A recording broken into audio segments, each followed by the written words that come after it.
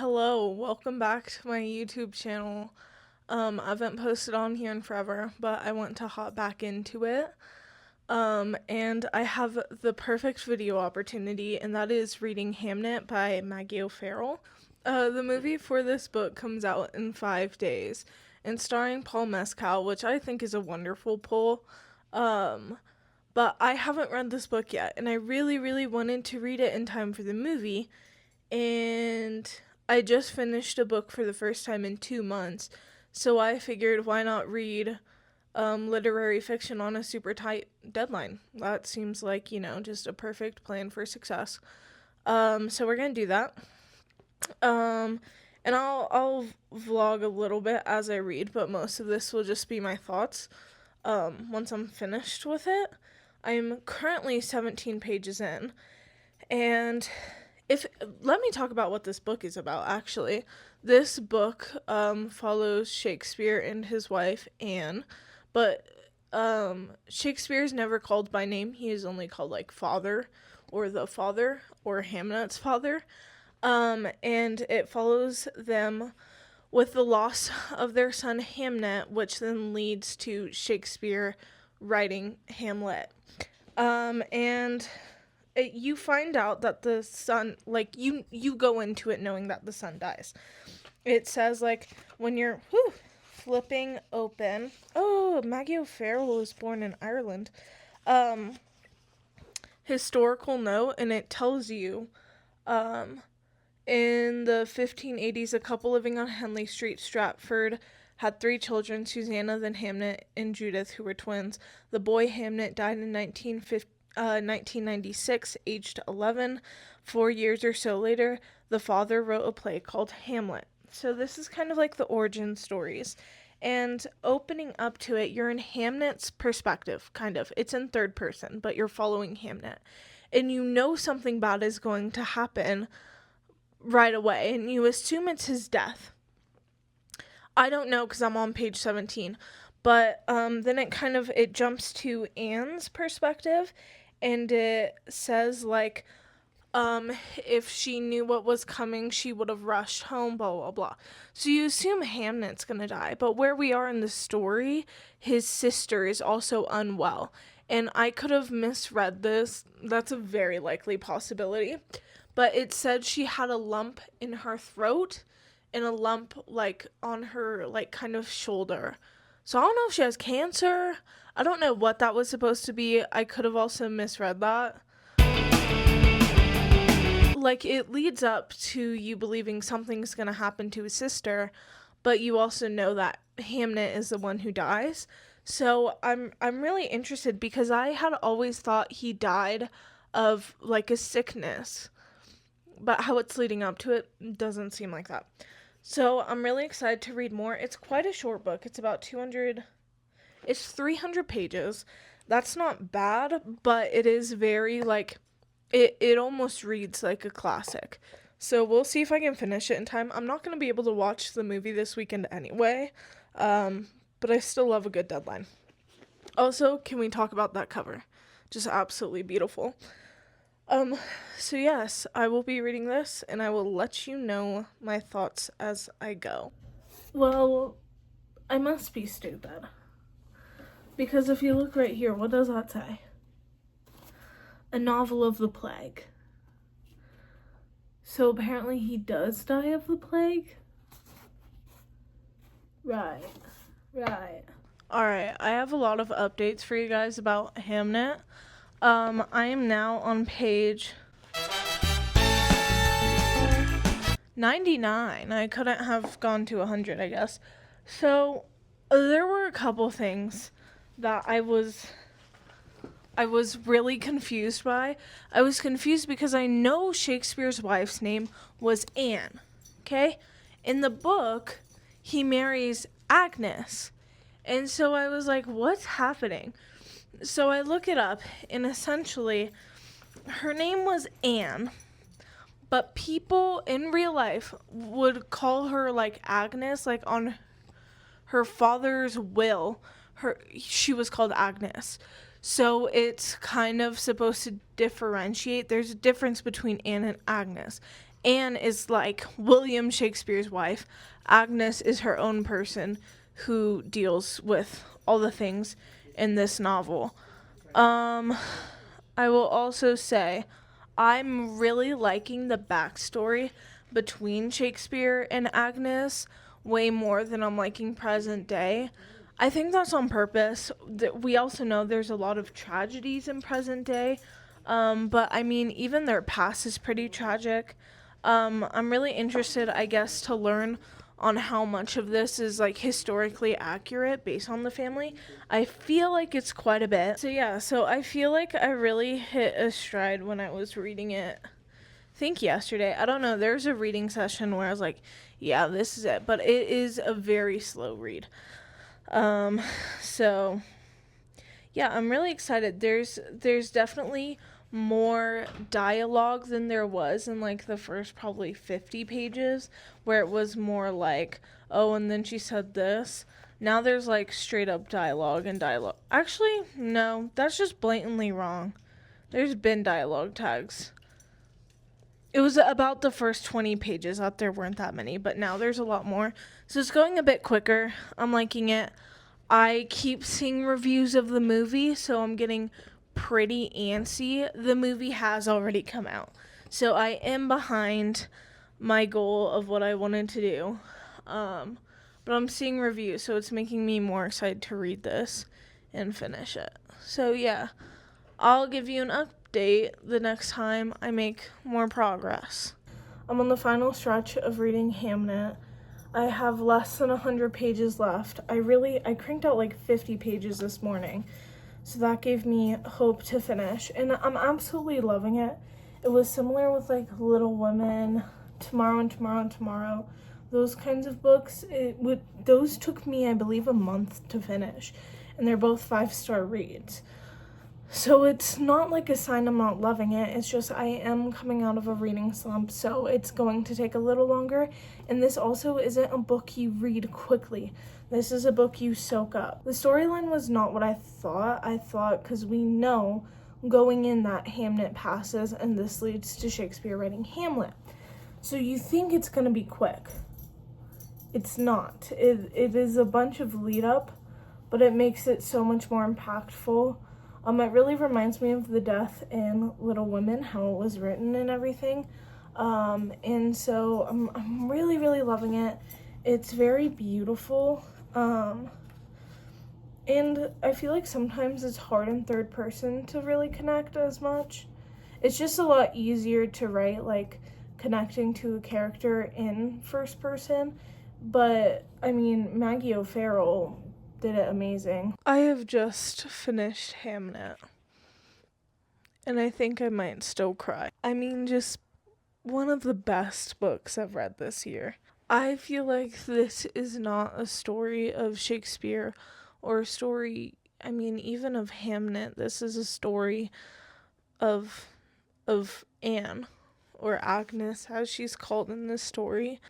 It's a story of a mother in the grief of losing her child and how she copes with that, even though the death doesn't happen until over halfway through the book. It's talking about all the struggles she faced. That movie's gonna fuck me up. So I see why this got turned into a movie. There were so many scenes that, just lend itself to film. There's a specific scene of how the pestilence or the plague is carried on to Judith. And so you're following like this flea and how it carries it. And I thought that was so well done. I really hope that's in the film. Also, hey, can I just say, I feel really stupid for thinking that Judith had cancer. It was a plague. I didn't know you would get like bulbs, like swelling. I guess I don't really know anything about the plague. Feel really fucking stupid. I was like, does she have cancer? No, bitch, she doesn't have fucking cancer. It's a novel of the plague. She has the fucking plague. Yeah, I'm gonna go cry now, but I'll let you guys know when I see the movie. Alright, I'm here to talk to you about the movie Hamnet. The actress that plays Angus, I don't know her name. I should have looked that up, truthfully. Also, I believe I'd been saying Agnes this entire time. It's Angus. I just didn't read that correctly. The N is before the G. So her name is Angus. They pronounce it kind of weird in the movie. It was like Angus. That was kind of how they pronounce it sometimes. But I'm just going to pronounce it Angus because I don't want to, butcher that. Let's talk about the movie first, and then we'll talk about comparing the book and the movie. So starting out, I cried so much. I'll go ahead and insert a photo of me after the movie.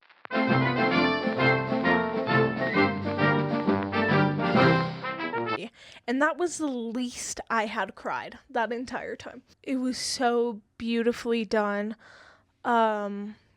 Here's what I will say. So going into the book, Hamnet's gonna die. From the beginning page, before you even start the story, Hamnet is gonna die. Same with the movie, right? If you've looked into it at all. And so the first half, there's this eeriness to the movie that it almost felt like a thriller movie. It, like, truthfully, because you know what's coming. And Angus knows too. She can feel it. Again, she had only pictured or had a vision of 2 children by her bedside. By her deathbed. And so she knew she was only going to have 2 kids. And she always thought that Judith was going to be the one that passed. She just didn't know that it was going to be Hamnet. So there's that eeriness. And in the beginning, there's a couple scenes that really stood out to me because the shot of the film is from farther back. And it never cuts and it never zooms in on just a couple of scenes. It never cuts and it never zooms in, like her giving birth. You're just farther back. You're on the outside. You're watching Angus's life.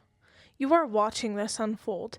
And I thought it was beautiful, just like they were like, no, we're not going to cut. You're going to sit in this discomfort.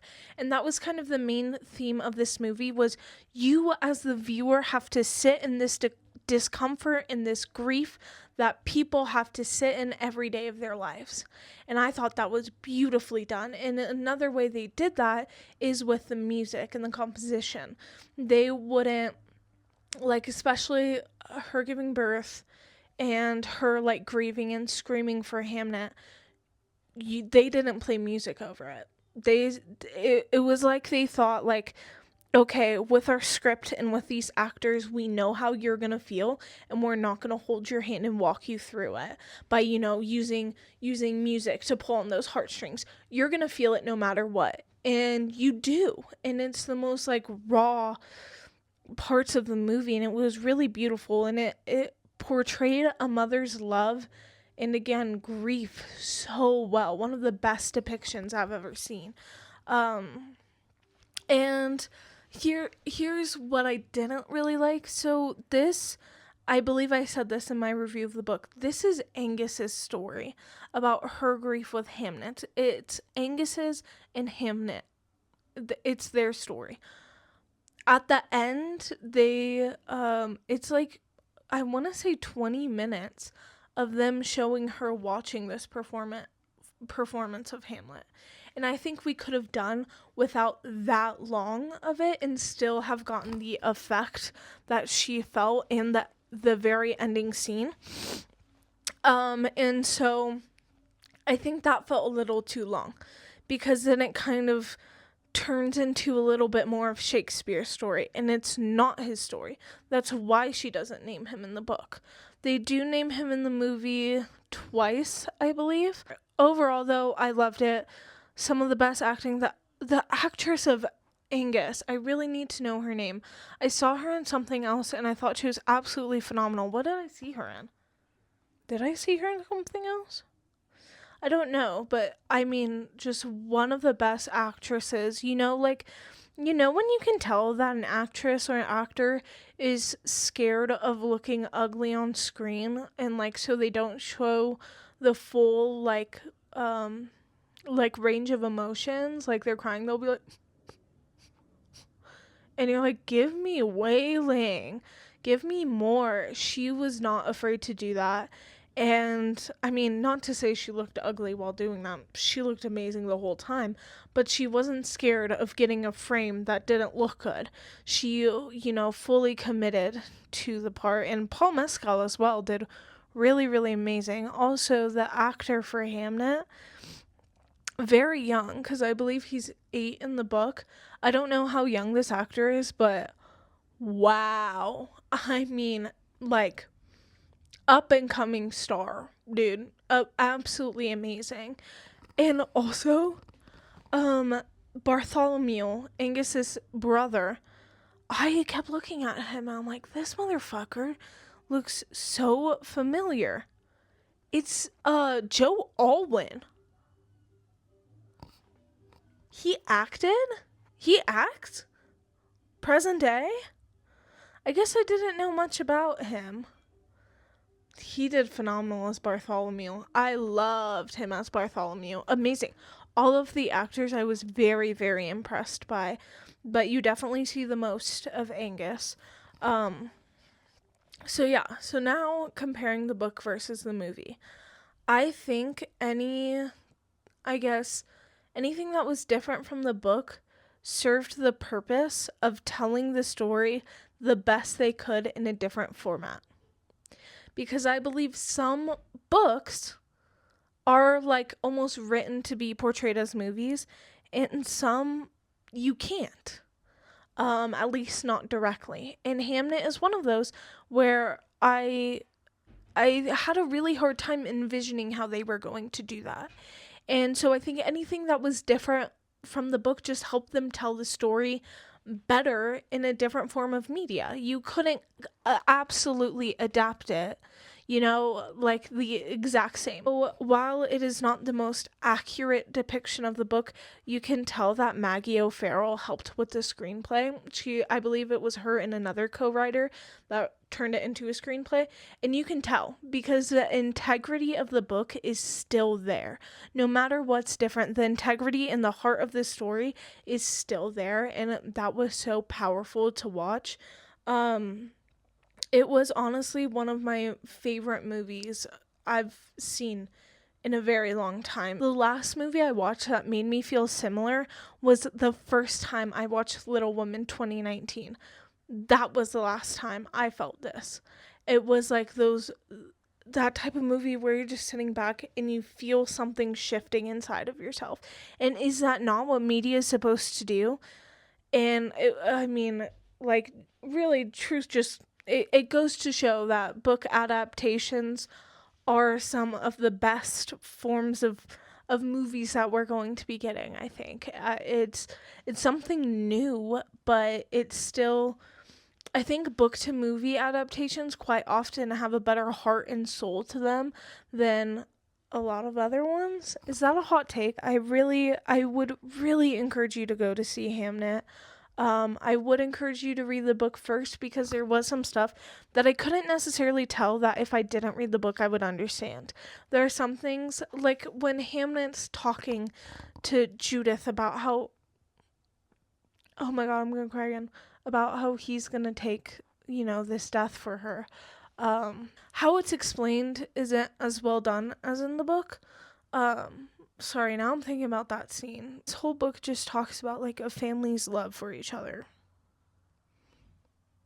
So I would highly suggest you read Hamnet, watch the movie, support Maggie O'Farrell.